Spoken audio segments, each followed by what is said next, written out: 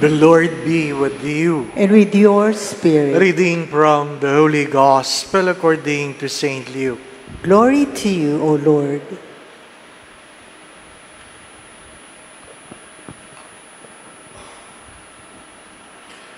The Lord Jesus appointed 72 disciples whom he sent ahead of him in pairs to every town and place he intended to visit. He said to them, "The harvest is abundant, but the laborers are few. So ask the master of the harvest to send out laborers for his harvest. Go on your way. Behold, I am sending you like lambs among wolves. Carry no money bag, no sack, no sandals, and greet no one along the way. In whatever house you enter, first say, 'Peace to this household.' If a peaceful person lives there, your peace will rest on him. But if not, it will return to you.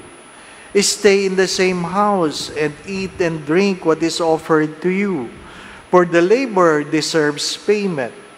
Do not move about from one house to another. Whatever town you enter and they welcome you, eat what is set before you, cure the sick and eat and say to them, 'The kingdom of God is at hand for you.'"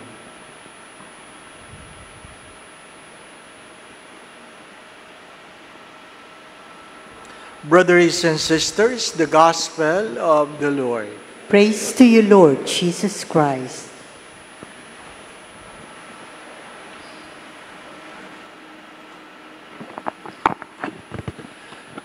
Saint Luke is a Greek physician, a doctor by profession, a late vocation. Saint Paul was grateful to him for he accompanied him till the end. He is known as the writers of the Acts of the Apostles.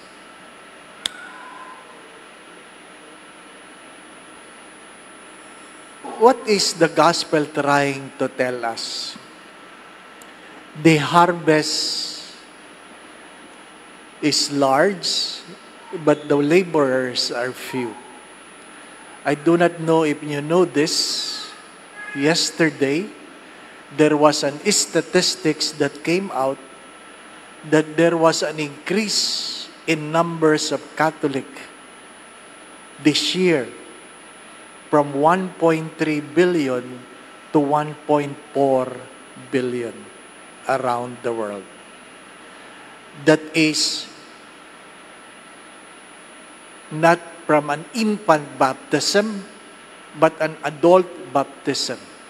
It means out of conversion. Out of conversion. Tayo mga Pilipino, dumadami ang Katoliko dahil maraming nanganganak. At dahil maraming nanganganak, maraming nagpapabinyag. Pero ang tanong ay, nasa na kaya yung mga nabinyagan? Hindi pa ba? No? Nasa na yung nabinyagan? My dear friends, my brothers and sisters, it is not too late to serve the Lord. I have said this yesterday, that Abraham was called by God by the age of 75. 75. Nung panahon ng late Cardinal Jaime Sin, ang retirement namin mga pari ay 65. 65. Nung dumating si Cardinal Rosales, ginawang 75. Ano pa? Bakit? Kulang na ang pari. Ano pa? Kulang na ang pari. Ha? But you don't need to be a priest to serve the church. You only need to embrace the call.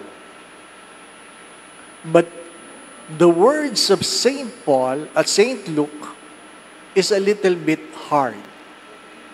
No money bag, no sackcloth, no sandals. Ano ibig sabihin nun? If you want to serve God,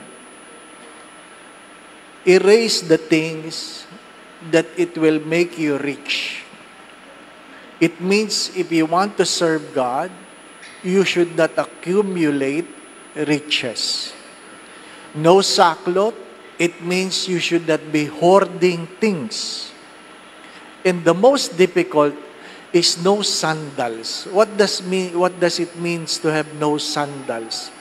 If you remember the parable of the prodigal son, one of the things that the father has given to the son was a sandal. A sandal. Because a servant, a slave, wears no sandals. Wears no sandals. If you want to serve God, it means no privileges, no entitlement. No entitlement. In whatever house you stay there for the rest until your mission is done. You eat what is given to you. Kaya nga, yung aming mga seminarista, tinuturuan ko, dapat seafood diet. Ano po? Kung gusto nyo magpari, seafood diet. Ano ibig sabihin ng seafood diet? You eat what you see. Ano po? Hindi ka namimili. You eat what you see. Ano po? My dear friends, my brothers and sisters, 3 types of people we have. The first one are people who always think what I can get from this world. Second, how can I survive? And third, what can I give? 3 types of people. What can I get? How can I survive? And the third one is, what can I give? It's good to ask ourselves, who am I among those 3? Amen. If you are single, 25 years old and above, but not more than 40, college graduate that work at least 2 years, you might want to apply in Holy Apostles Senior Seminary. It is a seminary for late vocation. Ano po? Seminary for late vocation. Bakit hanggang 40 lang, Father? May konting consideration, a little above 40. Ang problema natin mga Pilipino, 40 pa lang, may maintenance na. Ano po? Nag-aaral pa lang, gumagastos na ang simbahan. Ano po? So, if you are interested, you may call Holy Apostles Senior Seminary. 8895 8855. Madali lang tandaan yung number. Ano po? 8895-8855. Ano po?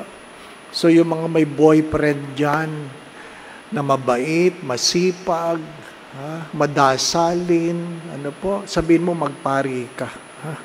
Sabihin mo sa boyfriend mo. Papalitan yan, papalitan. Ano po? My dear friends, my brothers and sisters, again, 3 types of people. People who simply think of what they can get. People who simply think how they will survive. But there are those who think on what they can give. The Lord be with you. And with your spirit. And may Almighty God bless you and your family, the Father, the Son, and the Holy Spirit. Amen. The Mass has been offered. We go in peace to love and serve the Lord. Thanks be to God.